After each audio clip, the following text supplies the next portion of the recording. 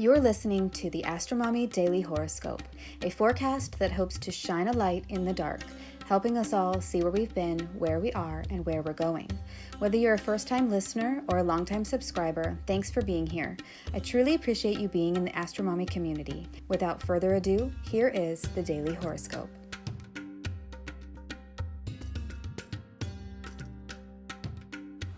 It's Virgo season and Mercury stations retrograde. Pay attention to the details. Daily horoscope for Wednesday, August 23rd, 2023. Good morning, friends. Well, I just finished writing the Mercury retrograde horoscopes for all 12 signs. If you haven't checked them out yet, you can hop on over to this post and read your sign. They will make the most sense if you read or listen to your rising sign. Okay, let's get into the astrology. Last night at 12:09 a.m. Eastern Time, the moon in Scorpio made a square to Venus in Leo retrograde, and then 40 minutes later, an opposition to Jupiter in Taurus. So we could have experienced some moodiness, disharmony, or feelings of indifference, especially with loved ones or significant women in our lives. Maybe there were situations that felt wasteful, indulgent, or over-optimistic. We could have had big feelings, marital problems, or experienced bad publicity. Then this morning at 5:01 a.m. Eastern Time, the sun ingressed into the sign of Virgo, and Virgo season officially began. Happy birthday, Virgos! The sun in Virgo is a time when we need to pay attention to the details, focus on reality, and get ready for the fall and winter seasons. The air is starting to change. Plants are starting to go to seed, and the garden is changing. The sun in Virgo is naturally a time to be more orderly, systematic, and analytical.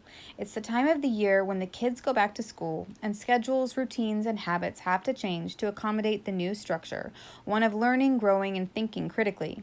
At 8:45 a.m. Eastern Time, the moon in Scorpio formed a quincunx to Chiron in Aries, indicating a change or separation from identities or vulnerabilities we may be associating with and not wanting to be a part of.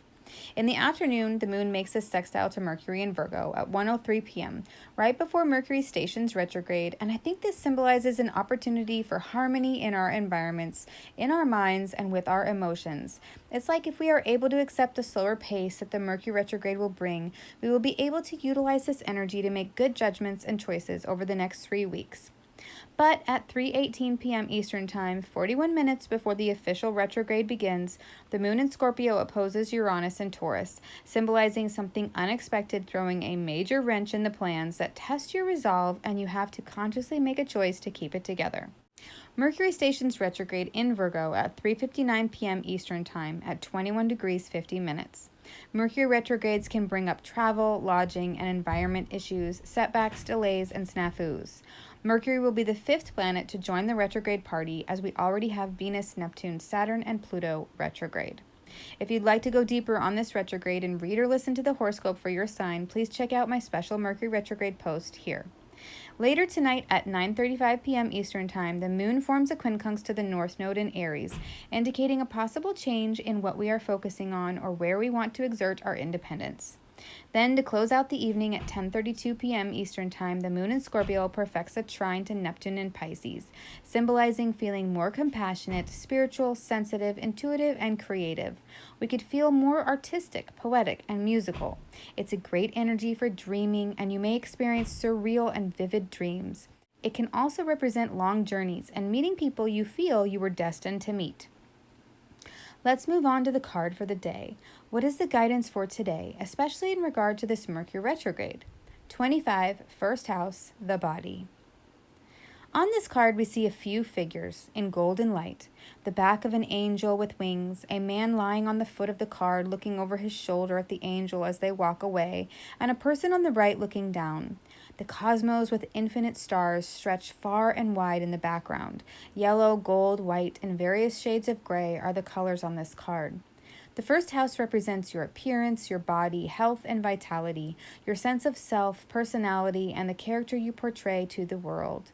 It also represents new beginnings in your life, things that are rising on the horizon.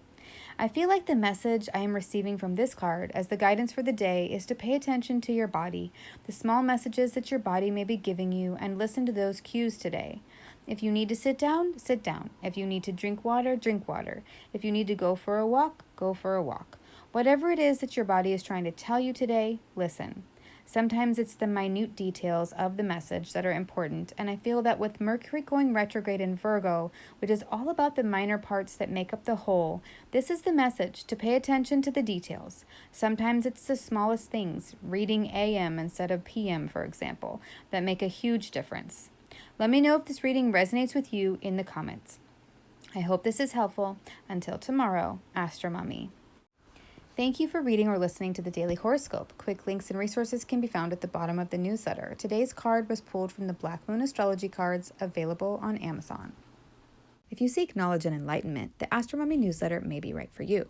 Side effects of reading or listening to the AstroMommy Newsletter are common and include joy, jubilation, delight, happiness, gratitude, love, triumph, feeling in tune with the universe, experiencing deep insights, reflections, and contemplations, a lightened soul, a lighter step, feeling awake when others are asleep, illuminated, enlightened, having spiritual experiences, noticing repeating numbers, animals in nature, or songs on the radio that speak to you, getting vibes, clairvoyance, clairaudience, and clairsmelliance, feeling like you know secret language, biophilia, crying tears of joy, emotional literacy, feeling lively, stable, exalted, having an auric glow, or feeling like you woke up on the right side of the bed have all been reported. If you purchase anything through the affiliate links that I provide in the newsletters, I will make a very small commission. Thanks for listening.